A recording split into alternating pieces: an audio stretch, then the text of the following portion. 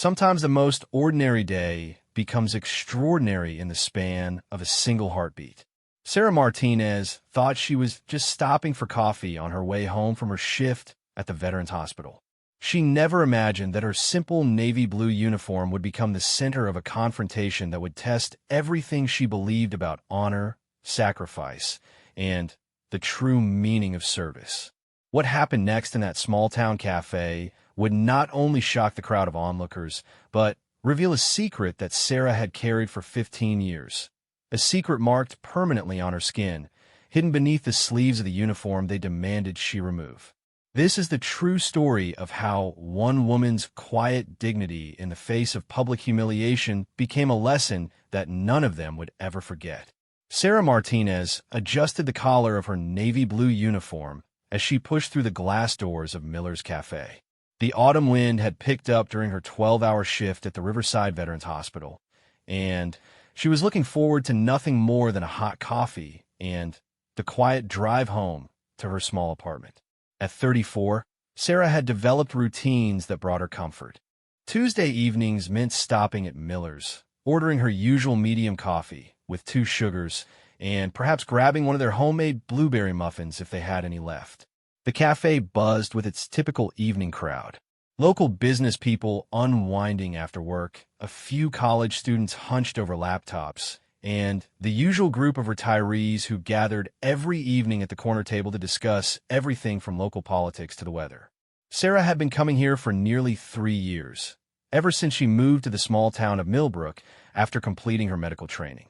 She appreciated how the town embraced quiet anonymity. People were friendly enough, but they didn't pry. They didn't ask too many questions about her past or why a single woman had chosen to settle in a place where most young people were trying to escape. As she stood in line behind an elderly gentleman ordering his usual herbal tea, Sarah's mind wandered to the patients she had worked with that day. There was Mr. Peterson, an 82-year-old Korean War veteran who had been struggling with mobility issues but had made remarkable progress in physical therapy. His determination reminded her why she had chosen to work specifically with veterans. These men and women understood something about resilience that went beyond medical textbooks. They knew about fighting battles that others couldn't see, about carrying invisible wounds that sometimes hurt more than the visible ones. Then there was Maria Santos, a young Iraq War veteran dealing with PTSD and adjustment issues. At 26, Maria was only 8 years younger than Sarah, but sometimes the weight in her eyes made her seem decades older. Sarah had spent extra time with Maria that afternoon, helping her work through anxiety techniques. There was something about Maria's struggle that resonated deeply with Sarah, though she couldn't quite put her finger on why. Maybe it was the way Maria flinched at unexpected sounds, or how she always positioned herself near the door during group sessions, ready to leave if things became too overwhelming. The barista, Jenny, a cheerful college sophomore who worked evenings to help pay for her nursing program, smiled as Sarah approached the counter. Jenny had gotten to know Sarah's routine and often had her order ready before she even reached the front of the line. It was one of those small kindnesses that made Sarah appreciate the predictable rhythm of her life in Millbrook. "The usual, Sarah?" Jenny asked, already reaching for a medium cup. "Actually, make it a large tonight," Sarah replied, pulling out her wallet. "It's been a long day, and I have some paperwork to catch up on at home." As Jenny worked on preparing the coffee, Sarah noticed the cafe was more crowded than usual. The evening crowd had been joined by what appeared to be a group celebrating something.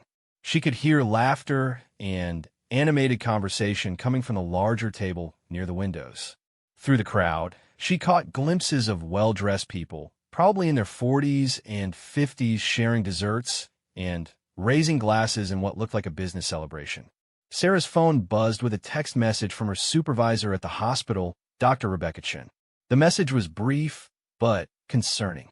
One of their longtime patients, a Vietnam veteran named Frank Williams, had been admitted to the emergency room earlier that evening. Frank had been struggling with complications from Agent Orange exposure, and his condition had been deteriorating slowly over the past few months. Dr. Chen wanted to know if Sarah could come in early tomorrow to help coordinate his care with a new specialist who would be consulting on his case. Sarah quickly typed back a response, confirming that she would be there by 7 in the morning instead of her usual 8:30 start time.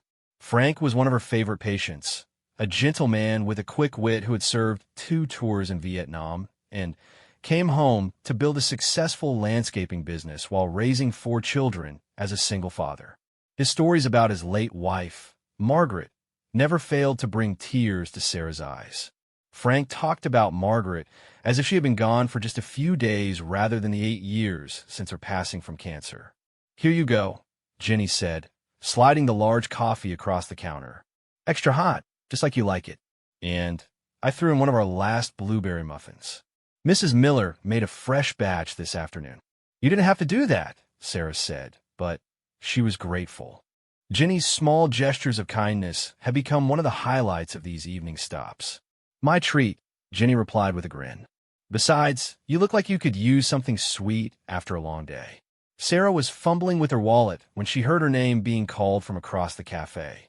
She looked up to see Tom Bradley, one of the physical therapists from the hospital, waving at her from a table near the back. Tom was with his wife, Linda, and another couple Sarah didn't recognize. She waved back and was about to head over to say hello when she felt someone bump into her from behind. "Excuse me," she said automatically, turning to see a woman in an expensive-looking blazer and perfectly styled blonde hair. The woman was probably in her late 40s, with the kind of polished appearance that suggested success in business or politics. She was holding a wine glass and appeared to have been walking back from the restroom when the collision occurred. "No problem at all," the woman replied, but her tone was oddly formal. She was looking at Sarah with an expression that seemed to shift from mild annoyance to something more intense. Her eyes moved from Sarah's face down to her uniform and back up again, and Sarah noticed the woman's jaw tighten almost imperceptibly. Sarah thought nothing of the brief interaction and continued toward Tom's table, carefully balancing her coffee and the small paper bag containing her muffin. She was looking forward to a few minutes of normal conversation before heading home. Tom and Linda were good people, the kind of colleagues who made the demanding work at the Veterans Hospital feel less isolating. Linda taught elementary school and always had funny stories about her third graders that could lift anyone's spirits. But as she made her way across the cafe, Sarah became aware of a change in the atmosphere. Conversations seemed to be getting quieter, and she had the uncomfortable feeling that people were looking at her. She chalked it up to paranoia from her long day and continued walking, but the feeling persisted. By the time she reached Tom's table, she was certain that something had shifted in the room's energy. "Sarah, great to see you," Tom said, standing up to give her a brief hug. "How was your shift today?" "Busy, but good," Sarah replied, settling into the empty chair they offered her. "Frank Williams is back in the hospital, though. Dr. Chin wants me to come in early tomorrow to help coordinate his care." "Frank's such a sweet man," Linda said, shaking her head with concern. "I met him at the hospital fundraiser last spring. He told me the funniest story about teaching his grandson to fish." As they talked, Sarah noticed that the blonde woman from the collision had rejoined her group at the large table near the windows. The woman was speaking quietly but intensely to the others at her table, and Sarah caught several of them glancing in her direction. She tried to ignore the feeling of being watched and focused on her conversation with Tom and Linda. Tom was telling a story about his attempts to help Mr. Peterson learn to use his new walking aids when Sarah noticed that the conversations throughout the cafe had grown noticeably quieter. Even the group of college students had stopped their animated discussion about upcoming exams and were looking around the room with curious expressions. The change in atmosphere was becoming impossible to ignore. Sarah felt her stomach begin to tighten with the kind of anxiety she hadn't experienced in years. It was the same feeling she used to get in crowded places during her early years of recovery, the sense that she was being scrutinized and judged by people who didn't know her story. She had thought those feelings were behind her, safely buried beneath years of stable routines and professional success. "Is everything okay?" Linda asked quietly, noticing Sarah's distracted expression. "I'm fine," Sarah replied, but she wasn't sure that was true. The blonde woman had stood up from her table and was walking deliberately in their direction. Her expression was determined, almost confrontational, and Sarah felt her pulse begin to quicken. She had no idea what was coming, but every instinct she had developed over the years told her that her quiet evening was about to take a very different turn. The woman stopped directly beside their table, close enough that Sarah could smell her expensive perfume mixed with the scent of wine. When she spoke, her voice was loud enough to carry across the cafe, and Sarah realized with growing dread that this was intentional. Whatever was about to happen, the woman wanted an audience for it. "Excuse me," the woman said, her tone sharp with barely contained anger. "I think we need to have a conversation." Sarah looked up at the blonde woman standing beside her table, her coffee cup halfway to her lips. The woman's perfectly manicured fingers were clenched around her wine glass, and her eyes held a cold intensity that made Sarah's stomach drop. Around them, the entire cafe had gone quiet. Even the soft jazz music playing in the background seemed inadequate to fill the sudden silence. "I'm sorry, do we know each other?" Sarah asked, setting down her coffee cup with deliberate care. She could feel Tom and Linda's confusion radiating beside her, and she was acutely aware that every person in the cafe was now watching their interaction. "We don't," the woman replied, her voice growing louder with each word. "But I know exactly what you are." She gestured sharply at Sarah's navy blue uniform, her wine sloshing dangerously close to the rim of her glass.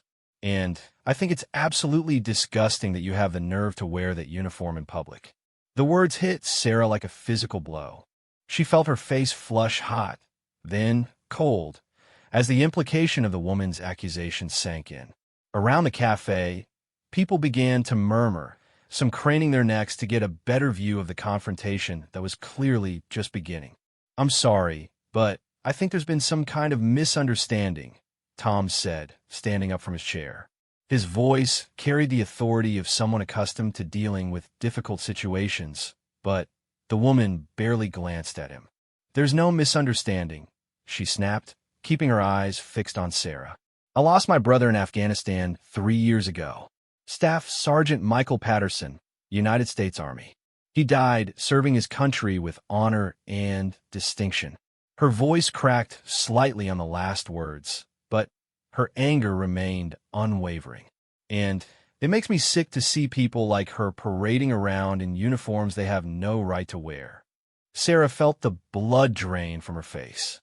The accusation hung in the air between them like a toxic cloud, and she could feel the weight of every gaze in the cafe pressing down on her. She understood now. The woman thought she was committing stolen valor, pretending to be a veteran by wearing a military-style uniform. The irony of the situation was so painful that Sarah almost laughed, but she caught herself. Nothing about this moment was funny. "Ma'am, I think you've made a mistake," Linda said gently, reaching out to touch Sarah's arm in a gesture of support. "Sarah works at the Veterans Hospital. That's her work uniform." "Work uniform?" The woman scoffed, her voice rising another octave. "You mean costume? Hospital workers don't wear military uniforms. They wear scrubs.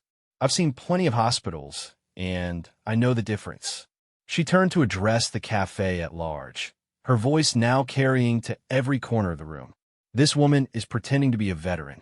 She's dishonoring the memory of every man and woman who actually served their country." Sarah opened her mouth to explain, but the words seemed to stick in her throat. The woman's grief was real and raw, and Sarah could see the pain beneath her anger. She recognized it because she carried her own version of that same pain, buried deep beneath years of careful control. But the public nature of the accusation, the assumption that she was some kind of fraud, cut deeper than she had expected. "That's enough," Tom said firmly, stepping slightly in front of Sarah. "You don't know what you're talking about, and you're making a scene based on completely false assumptions." "False assumptions?" The woman's voice was now loud enough to be heard clearly by everyone in the cafe. "Look at her uniform. Look at the way she's wearing it. Real veterans don't need to dress up and play pretend for attention." The group from the woman's table had begun to approach, drawn by the escalating conflict. Sarah could see a mix of expressions among them. Some looked uncomfortable with their friend's public outburst, while others seemed to be backing her up with nods and murmured agreements. One man, tall and distinguished-looking with graying hair, put his hand on the woman's shoulder in what appeared to be an attempt to calm her down. "Carol, maybe we should discuss this privately," he said quietly, but Carol shook him off with an angry gesture. "No, David. I'm tired of staying quiet about this. I'm tired of watching people mock and trivialize what my brother sacrificed." She turned back to Sarah, her eyes blazing with a mixture of grief and fury. "You want to honor veterans? Go volunteer at a real veterans organization. Write a check to a military charity. But stop insulting their memory by playing dress-up." Sarah finally found her voice, though it came out quieter than she intended. "Ma'am, I understand that you've suffered a tremendous loss, and I'm truly sorry for what happened to your brother. But you're wrong about my uniform. I do work at the Veterans Hospital, and this is the standard uniform for medical support staff in our department." "Prove it," Carol challenged immediately. "If you really work there, prove it. Show me your hospital ID. Show me some kind of credentials that prove you're not just another stolen valor case looking for attention and discounts." The demand hung in the air like a gauntlet thrown down. Sarah could feel dozens of pairs of eyes watching her response, waiting to see how she would handle this very public challenge to her integrity. She reached slowly into her pocket and pulled out her hospital identification badge, holding it up so that Carol and the gathering crowd could see it clearly. "Sarah Martinez, Medical Support Specialist, Riverside Veterans Hospital," she said, her voice growing stronger. "I've worked there for 3 years, helping veterans with their recovery and rehabilitation." Carol snatched the ID badge from Sarah's hand, examining it closely under the cafe's bright lights. For a moment, uncertainty flickered across her features, but it was quickly replaced by renewed skepticism. "Anyone can fake an ID," she said, but her voice lacked some of its earlier conviction. And medical support specialist could mean anything. Janitor, cafeteria worker, receptionist. That doesn't give you the right to wear a military-style uniform. She's a licensed practical nurse and certified rehabilitation aide, Tom said, his patience clearly running thin. She works directly with veterans who are dealing with PTSD, traumatic brain injuries, and physical rehabilitation. She's probably done more for veterans in the past 3 years than you've done in your entire life. The harsh words seemed to reignite Carol's anger, but before she could respond, another voice joined the conversation. Jenny, the young barista, had left her position behind the counter and approached their table with a determined expression. "Excuse me," Jenny said, her voice clear despite her obvious nervousness at inserting herself into the heated conflict. "I've been serving Sarah coffee here for almost 2 years. She's always been kind and respectful, and she tips well even when she's obviously tired from long shifts. I don't know anything about military uniforms, but I do know character when I see it." "Thank you, Jenny," Sarah said softly, touched by the young woman's willingness to speak up for her. But she could see that the situation was spiraling beyond anyone's control. More people had gathered around their table, and she could hear whispered conversations throughout the cafe as people took sides or simply watched the drama unfold. Carol seemed momentarily taken aback by Jenny's intervention, but she quickly regrouped. "Character doesn't give someone a right to impersonate a veteran. My brother earned his uniform through blood, sweat, and sacrifice. He earned it through months of training, years of service, and ultimately with his life. Wearing something that looks like a military uniform when you've never served is an insult to his memory and to every veteran." "You're right about one thing," Sarah said quietly, standing up from her chair so that she was facing Carol directly. The movement caused a hush to fall over the immediate area, and Sarah could feel the weight of anticipation from everyone watching. "Your brother did earn his uniform through sacrifice. Veterans deserve respect and honor for their service. But you're wrong about me, and You're wrong about what gives someone the right to honor that service." Sarah's voice grew steadier as she continued. "I chose to work at the Veterans Hospital because I believe in serving those who served. I wear this uniform because it's what my job requires, but also because it reminds me every day that I'm part of something bigger than myself. I'm part of a team that helps veterans rebuild their lives after they've given everything for their country." "Pretty words," Carol said dismissively, "but they don't change the fact that you're wearing a uniform you didn't earn." Sarah felt something shift inside her, a combination of anger and sadness that she had kept carefully contained for years beginning to surface. She looked around the cafe at all the faces watching her, some sympathetic, some skeptical, some simply curious about how this confrontation would resolve. "You want me to prove I have the right to wear this uniform?" Sarah asked, her voice carrying a new edge that made several people lean forward to hear her better. Carol nodded emphatically. "Yes, prove it." Sarah took a deep breath, her hands moving to the buttons of her uniform jacket. "All right," she said quietly. "I'll show you exactly what gives me the right." The cafe fell completely silent as Sarah began to unbutton her jacket, her movements deliberate and controlled. Carol watched with a mixture of triumph and anticipation, clearly expecting to expose Sarah as a fraud. But as Sarah's hands moved to push the jacket off her shoulders, revealing the short-sleeved shirt underneath, something appeared that no one in the cafe had expected to see. On Sarah's left forearm, clearly visible now that her jacket was removed, was a tattoo that made Carol's face go pale and caused audible gasps from several people in the crowd. It was a military unit insignia, professionally done and obviously old, surrounded by dates and coordinates that told a story of their own. The silence in Miller's cafe was absolute. Sarah stood with her uniform jacket draped over her arm, her left forearm clearly visible to everyone in the room. The tattoo that had been hidden beneath her sleeve told a story that needed no explanation to anyone who understood military insignia. The detailed artwork showed the distinctive unit patch of the 101st Airborne Division, surrounded by coordinates, dates, and a small memorial inscription that read, "For those who didn't come home." Carol's wine glass slipped from her suddenly, nerveless fingers shattering against the floor with a sharp crack that seemed unnaturally loud in the hushed cafe. Her face had gone completely white, and her mouth opened and closed several times without producing any sound. The confident anger that had carried her through the confrontation had evaporated entirely, replaced by dawning horror at what she had just witnessed. "Oh my God," she whispered, her voice barely audible. I didn't know. I'm so sorry. I didn't know." Sarah looked down at her own arm, at the tattoo that had remained hidden beneath her sleeve for the past 3 years in Millbrook. She had never intended for anyone in her quiet new life to see it. The artwork was beautiful in its detail and heartbreaking in its meaning.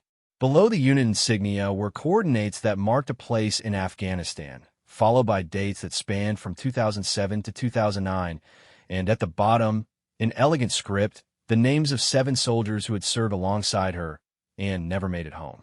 "Sergeant Sarah Martinez, United States Army," she said quietly, her voice carrying easily in the silent room.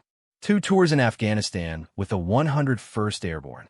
I served as a medic, which is why I now work helping veterans with their recovery." She paused, looking directly at Carol. "And I earned every thread of whatever uniform I choose to wear." The transformation in the cafe's atmosphere was immediate and dramatic. Several people who had been watching with skeptical interest now looked ashamed of their earlier judgment.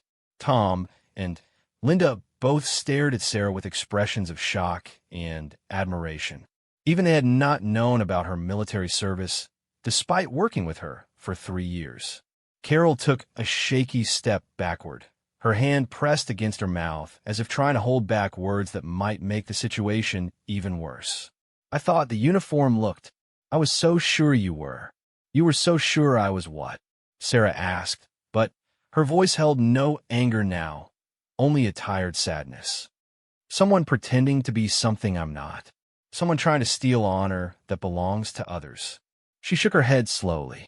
The irony is that I've spent the last 15 years trying to honor the memory of people exactly like your brother. People who gave everything for their country and their fellow soldiers.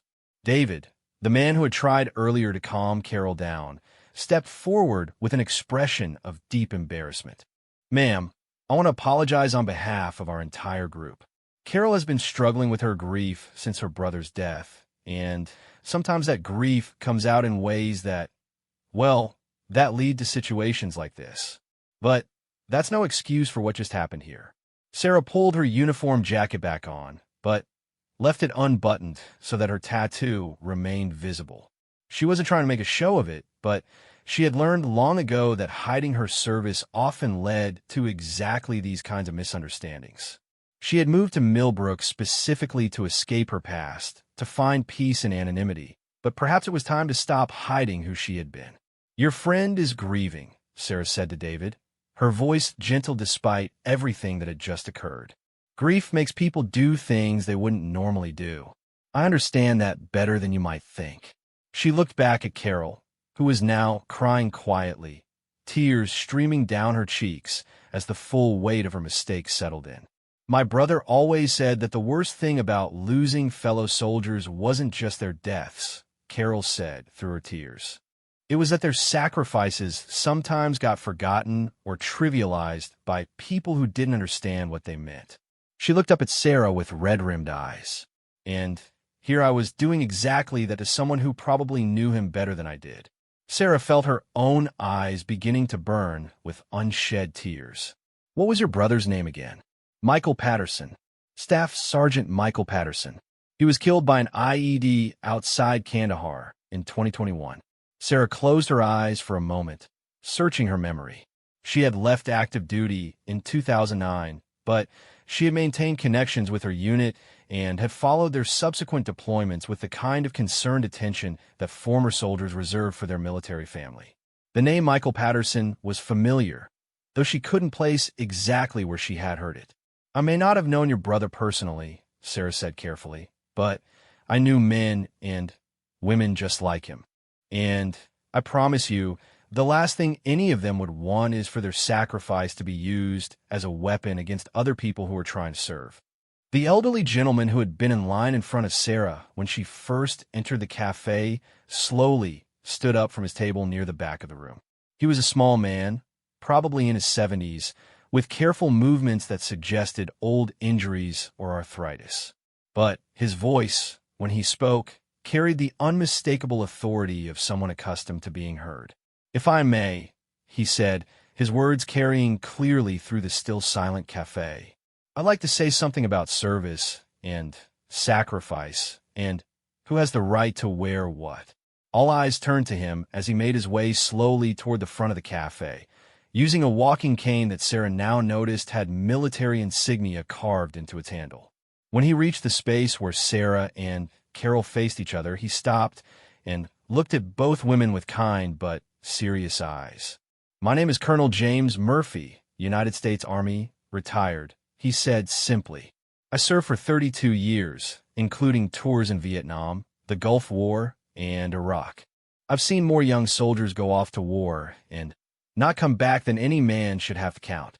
He paused, letting his words sink in before continuing. In all my years of service, I learned that the uniform doesn't make the soldier. The soldier makes the uniform worthy of respect.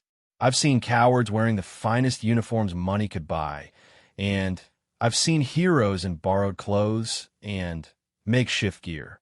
He looked directly at Carol. Your brother's sacrifice wasn't diminished by what anyone else wears or doesn't wear. It stands on its own merit, just as this young woman's service stands on hers. Carol was crying openly now, her carefully composed appearance completely undone by the magnitude of her mistake. I just miss him so much, she whispered. And when I thought I saw someone making a mockery of what he died for. I know, Colonel Murphy said gently. But let me tell you something about your brother and soldiers like him. They didn't fight and die for the right to be exclusive.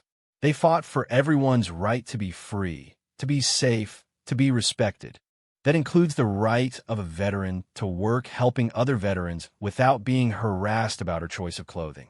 Sarah found herself looking around the cafe at the faces of people who, 15 minutes earlier, had been strangers enjoying their evening coffee and conversations.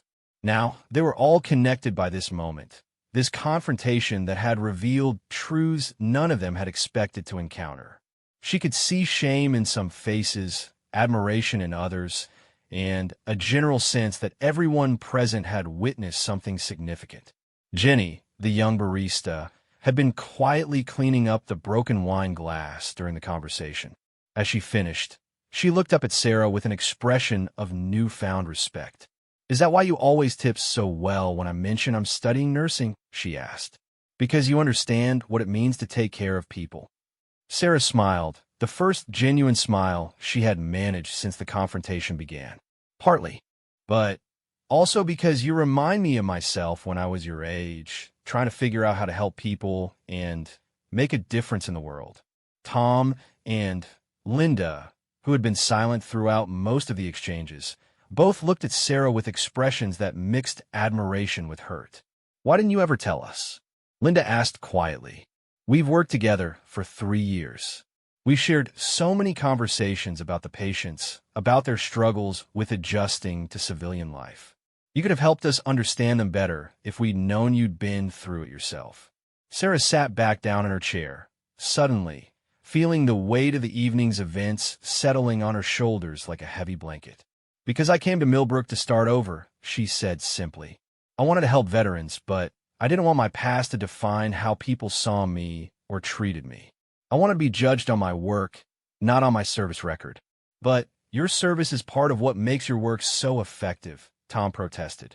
"The way you connect with the patients, the way you seem to understand their struggles without them having to explain."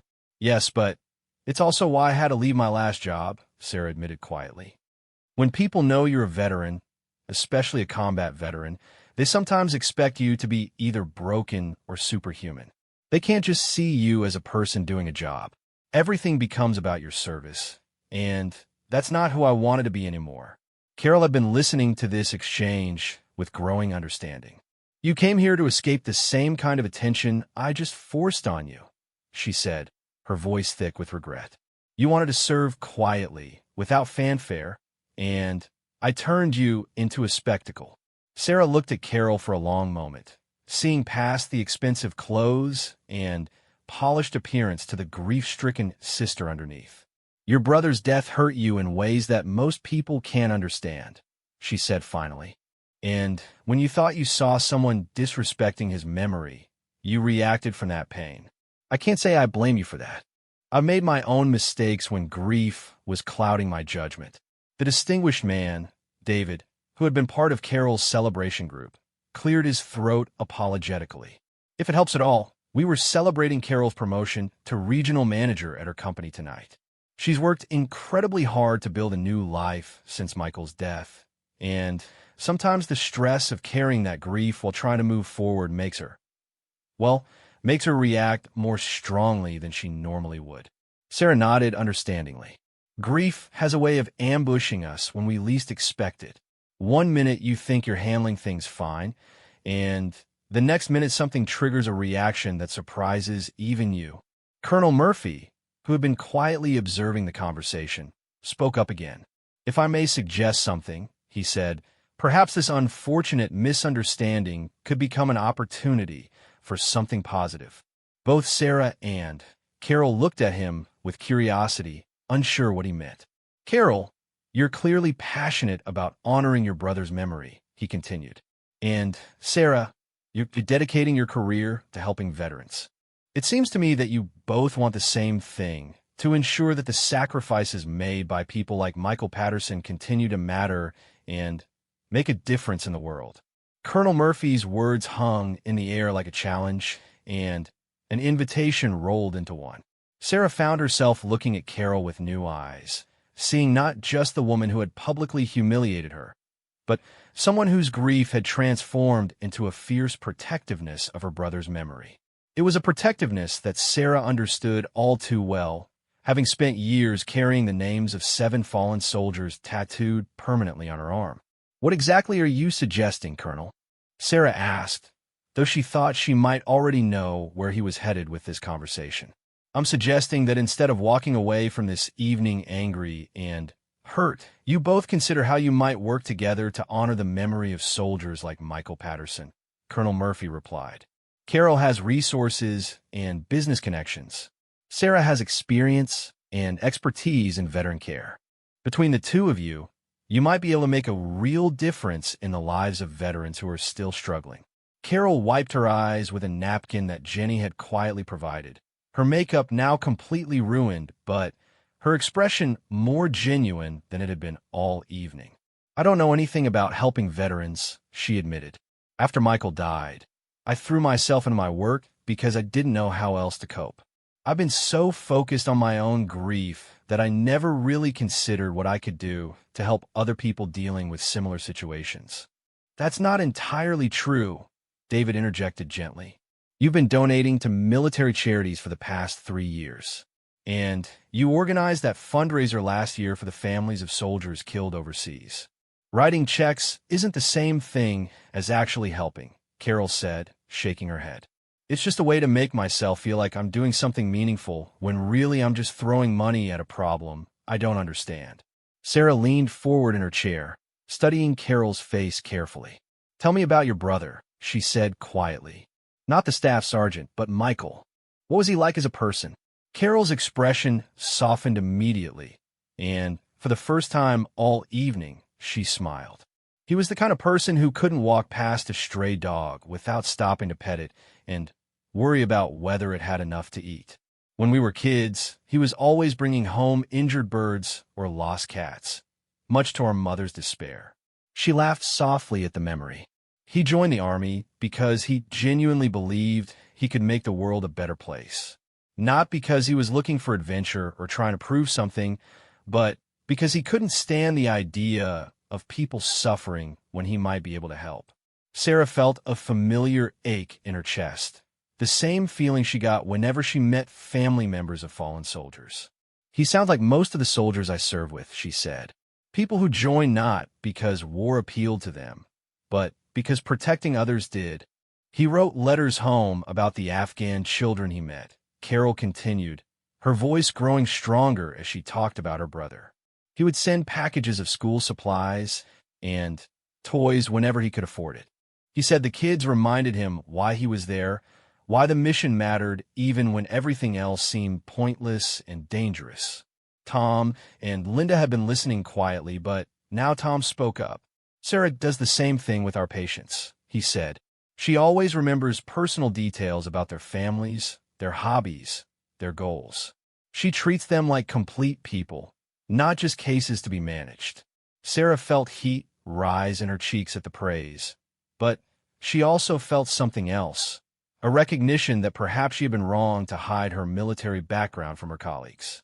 "It's easier to help people when you remember that they're human beings with full lives, not just collections of symptoms and treatment plans," she said simply. Colonel Murphy nodded approvingly. "That's exactly the kind of perspective that makes the difference between adequate care and truly transformative help," he said.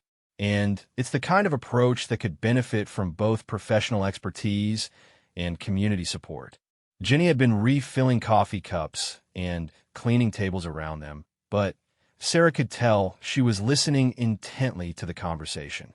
Now she approached their table with obvious hesitation.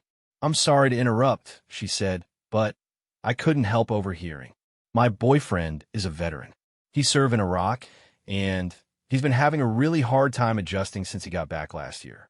He won't go to the VA because he says they don't understand what he's going through, and he gets angry whenever I suggest counseling or support groups." Sarah turned to give Jenny her full attention. "What branch did he serve in?" "Marines. He was there for 15 months, and he came back different. He doesn't sleep well, he startles at loud noises, and he's become really isolated from his friends and family.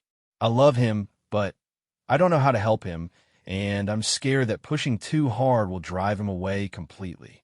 Carol listened to Jenny's description with a pained expression. My brother never talked about things like that in his letters, she said quietly. He always tried to sound upbeat and positive. But now I wonder if he was protecting us from knowing how much he was struggling. Most soldiers do that, Sarah confirmed. We're trained to complete the mission and protect others, and that training doesn't automatically turn off when we come home. Sometimes protecting the people we love means not telling them how much we're hurting. She looked at Jenny with compassion. Your boyfriend's resistance to formal help doesn't mean he doesn't need support. It just means he needs to find it in a way that feels safe and non-threatening to him. But how do you do that?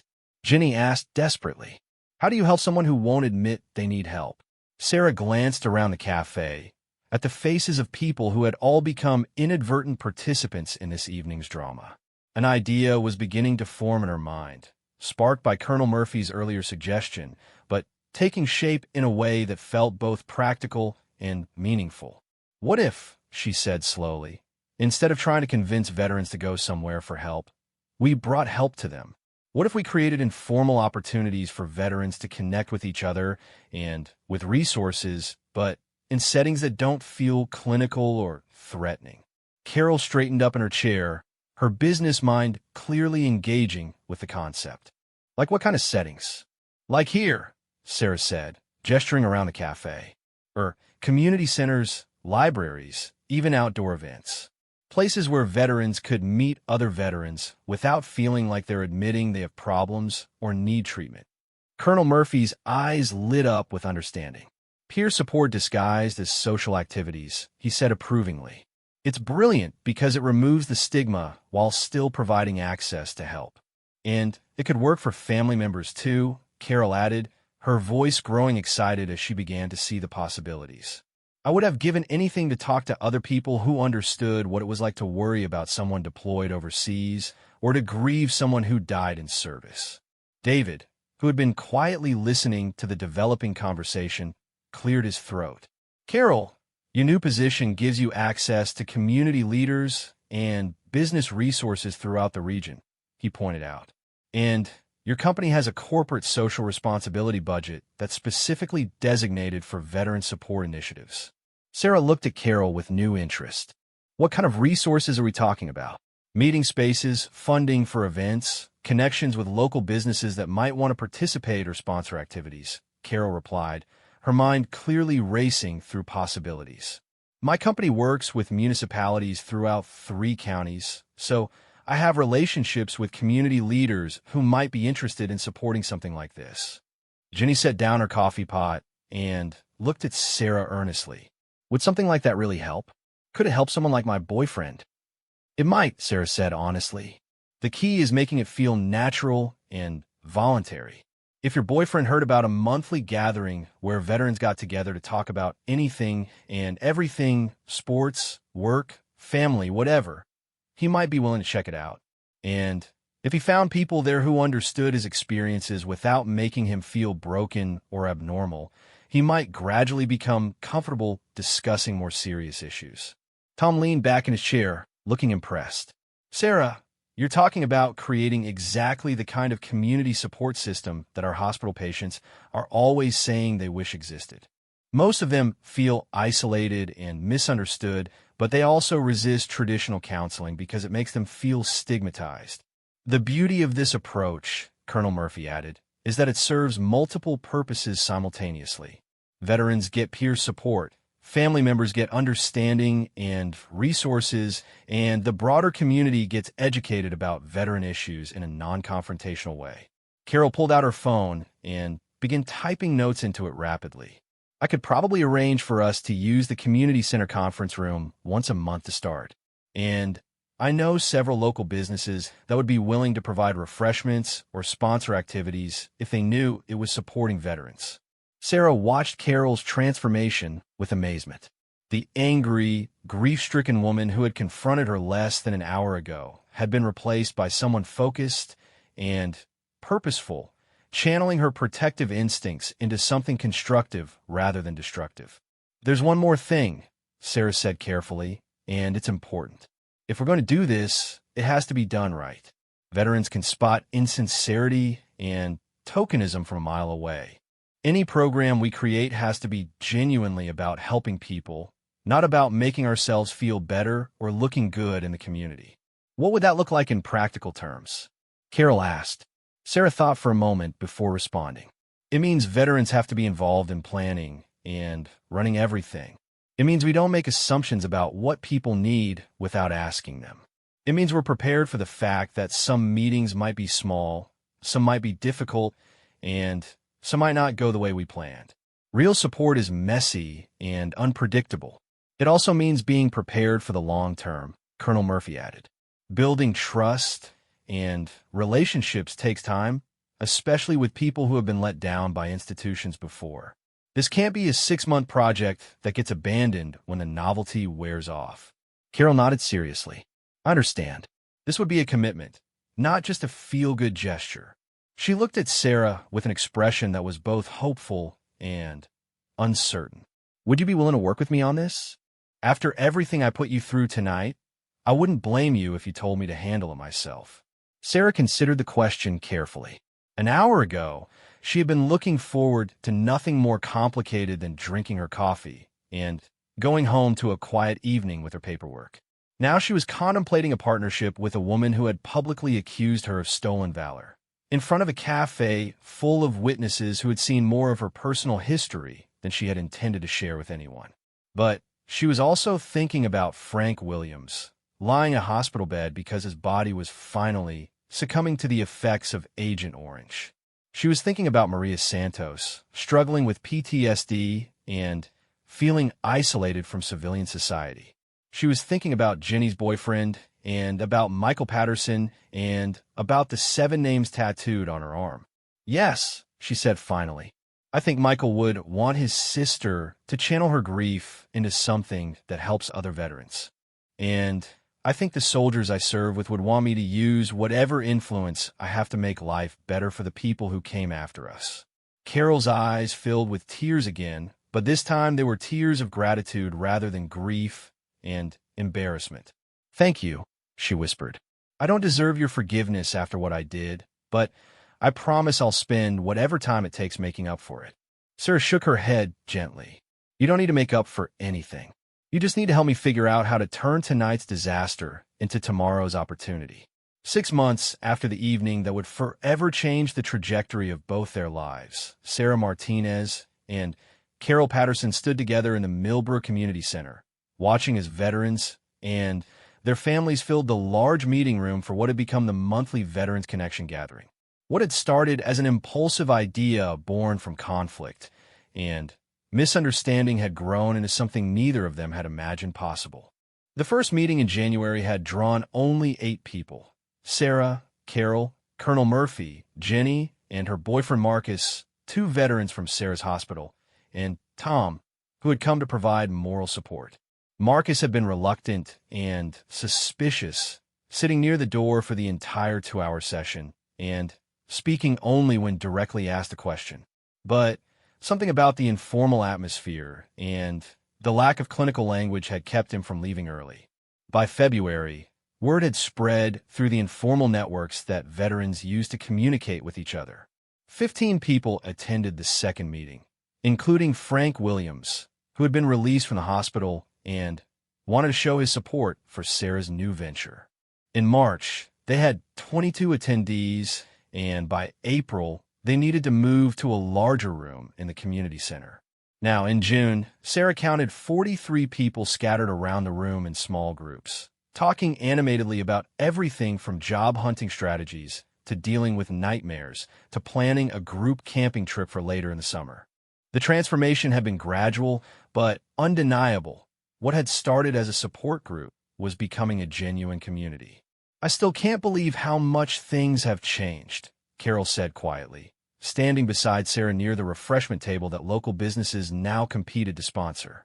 Sometimes I look around this room and think about how close I came to never knowing any of these people existed. Sarah followed Carol's gaze to where Marcus was deep in conversation with 2 other Iraq veterans about motorcycle maintenance. Jenny had told Sarah that Marcus's participation in the monthly meetings had been the turning point in his recovery. Having peers who understood his experiences without judgment had given him the confidence to eventually seek professional counseling as well. The amazing thing is how much they're helping each other, Sarah observed. I provide some guidance and structure, but the real healing is happening because they've found their tribe. Colonel Murphy approached them, moving with the careful dignity that had become familiar to everyone in the group. At 81, he had become both the group's unofficial historian and its gentle disciplinarian, keeping conversations productive while sharing stories that reminded younger veterans that their struggles were temporary. Ladies, I want to let you know that I've been contacted by representatives from 3 other communities who want to start similar programs, he said, his eyes twinkling with pride. Apparently, word about what you've accomplished here has spread beyond Millbrook. Carol's face lit up with excitement. Really? Where? Riverside County, about an hour east of here. The VA Medical Center in Springfield wants to partner with local businesses to create something similar. And there's a group in Oakwood that's specifically interested in supporting female veterans, since they've heard about the success you've had with Maria Santos. Sarah smiled at the mention of Maria, who had become one of the group's most active participants and had recently started college classes with the goal of becoming a counselor herself. Maria's transformation has been remarkable, but she did the hard work herself. We just provided a safe space for her to heal. That's exactly what those other communities want to replicate, Colonel Murphy said. They're not looking for a program they can copy, but for guidance on how to build something authentic to their own needs and resources. The conversation was interrupted by Jenny, who approached with a young woman Sarah didn't recognize. The newcomer was probably in her early 20s, with the kind of nervous energy that suggested either excitement or anxiety. Sarah, Carol, I'd like you to meet Amanda Richardson, Jenny said. She's a journalism student at the State University, and she's been following the story of how the Veterans Connection group got started. Amanda stepped forward with a professional smile, but Sarah could see uncertainty in her eyes. I hope you don't mind the intrusion, she said. I heard about your group through my professor, who knows Colonel Murphy. I'm working on a feature story about innovative approaches to veteran support, and what you've accomplished here is exactly the kind of program that deserves wider attention. Sarah and Carol exchanged glances, both thinking about the very public nature of their initial confrontation and how different this conversation felt from that evening in Miller's Cafe. What kind of story are you planning to write? Carol asked carefully. Something that focuses on how communities can support veterans in ways that feel natural and sustainable, Amanda replied. My research suggests that traditional support systems often fail because they're designed by people who mean well, but don't really understand what veterans need. Your approach seems to be working because it was created by people who actually understand both the problems and the solutions. Sarah nodded slowly. That's true, but it's also important that any story about our group emphasizes that this isn't a magic solution. What works in Millbrook might not work somewhere else, and even here, we're constantly learning and adjusting our approach. That's actually what makes your story so compelling, Amanda said, pulling out a notebook. You're not claiming to have all the answers. You're just showing that it's possible for people to come together and create something meaningful when they're motivated by genuine care rather than obligation or guilt. Colonel Murphy smiled approvingly. Young lady, you've grasped something that many reporters miss. The success of this group isn't just about the specific activities or the meeting format. It's about the authenticity of the relationships that have formed here. Amanda began writing rapidly in her notebook. Could you give me an example of what you mean by authenticity? Sarah thought for a moment before responding. When Marcus first started coming to our meetings, he wouldn't talk about his military service at all, but he would talk for hours about motorcycles. Instead of pushing him to discuss his trauma or his adjustment issues, we let him be the group's motorcycle expert. People started asking him for advice about bike maintenance and weekend rides. Through those conversations, he gradually began sharing more personal experiences, but only when he was ready. And now Marcus is one of our most effective peer counselors, Carol added. Not because anyone trained him to be, but because other veterans trust him and feel comfortable opening up to him. Amanda looked up from her notes with obvious interest. So the support happens organically, rather than through structured therapeutic interventions? Both, actually, Sarah said. We have structured elements, regular meeting times, ground rules for respectful communication, connections to professional resources when people need them. But the healing happens through the relationships people build with each other. As they talked, Sarah became aware that their conversation was drawing the attention of other people in the room. Several group members had gathered nearby, not close enough to interrupt, but clearly listening to the discussion about their community. Frank Williams, now moving with the aid of a walker, but maintaining his characteristic good humor, approached the group. "Are we going to be famous?" he asked with a grin. "Because I should probably warn my grandchildren that their grandfather might end up in the newspaper." "Only if you want to be," Amanda assured him. "I'm hoping to interview several group members, but participation would be completely voluntary. Some people might prefer to remain anonymous." "What would you want to know?" Frank asked, settling into a nearby chair. Amanda consulted her notes before responding. "I'm interested in hearing about your experience with the group. What brought you here? What keeps you coming back? How it's affected your life outside these monthly meetings?" Frank's expression grew thoughtful. I've been dealing with health issues related to my service for more than 40 years. I've been to more VA appointments and support groups and therapy sessions than I can count. Most of them felt like obligations, something I had to do to get the care I needed." He paused, looking around the room at the conversations happening in small clusters throughout the space. "This is the first place that's ever felt like somewhere I want to be, not just somewhere I need to be." "What makes the difference?" Amanda asked. "Here, I'm not just a patient or a case file," Frank replied. "I'm Frank, the guy who knows how to grow tomatoes and tells terrible jokes and happens to be a Vietnam veteran. My service is part of who I am, but it's not the only thing that defines me." Carol had been listening with an expression of growing understanding. "That's what was wrong with my approach when I first met Sarah," she said quietly. "I was so focused on protecting my brother's memory that I couldn't see the person in front of me. I reduced Sarah to just her uniform, instead of recognizing all the different roles she plays in her life." Sarah looked at Carol with affection. Over the past 6 months, their partnership had evolved into a genuine friendship, built on mutual respect and shared purpose. "You weren't wrong to want to protect Michael's memory," she said. "You were just using the wrong methods. Now you're honoring him by helping other veterans build meaningful lives." Amanda had been writing steadily throughout their conversation, but now she looked up with an expression of curiosity. "Can I ask about that first meeting? I've heard different versions of how your partnership began, but I'd like to hear the story from both of you."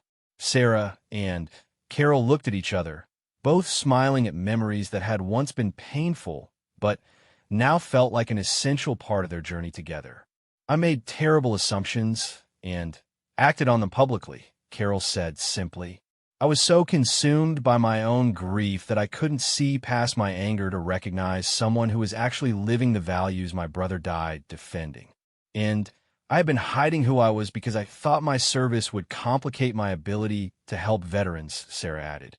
"That night taught me that authenticity is more important than privacy when it comes to building trust with people who need support." "So the confrontation that could have destroyed your reputations actually became the foundation for everything you've built since then?" Amanda asked. "More than that," Colonel Murphy interjected. "It became the template for how the group handles conflict and misunderstanding. When people disagree here, or when someone makes assumptions that turn out to be wrong, we use Sarah and Carol's example of how to move from conflict to collaboration." Frank nodded enthusiastically. "Just last month, we had 2 guys get into a heated argument about politics. Instead of letting it divide the group, we talked about how people can serve the same country for different reasons and still respect each other's dedication." Amanda closed her notebook and looked around the room with obvious appreciation. "It sounds like you've created something that goes beyond veteran support.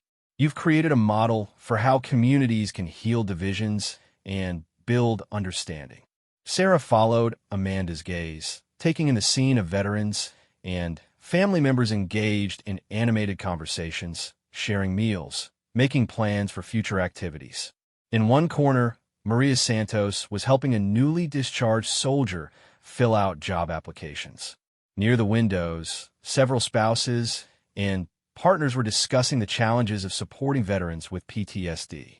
At the refreshment table, teenagers who had come with their veteran parents were talking with Colonel Murphy about college and career plans.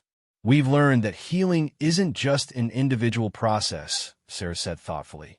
"When veterans feel isolated and misunderstood, it affects their families, their communities, their ability to contribute their skills and experience to civilian society. By creating space for authentic connection, we're not just helping individuals, we're strengthening the entire community." Carol checked her watch and realized the evening was drawing to a close. "Before everyone leaves," she announced to the room, "I want to remind you that we're planning a special meeting next month to discuss expanding our activities to include job fair connections and educational workshops. If you're interested in helping plan those events, please talk to Sarah or me before you go." As people began gathering their belongings and saying their goodbyes, Amanda approached Sarah and Carol one final time. "Thank you for sharing your story with me," she said sincerely. "I think readers will be inspired by how you turned a moment of conflict into an opportunity for healing." "Just remember to emphasize that this didn't happen overnight," Sarah cautioned.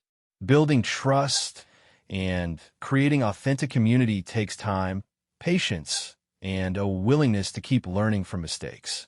And it takes people who are willing to look past their first impressions to see who someone really is," Carol added, glancing at the spot on Sarah's arm where her tattoo remained visible beneath her rolled-up sleeves. After Amanda left, and the room had emptied except for Sarah, Carol, and Colonel Murphy, the three of them stood together in comfortable silence, looking at the space that had become so much more than they had originally envisioned. "Do you think we would have found our way to this if that night at Miller's Cafe had gone differently?" Carol asked quietly. Sarah considered the question seriously. "Honestly, I don't think so. If you hadn't challenged me, I probably would have continued hiding my service history and limiting my ability to connect with veterans on a peer level. And if I hadn't been forced to defend my right to wear that uniform, you might never have understood that protecting your brother's memory meant supporting living veterans, not just honoring dead ones."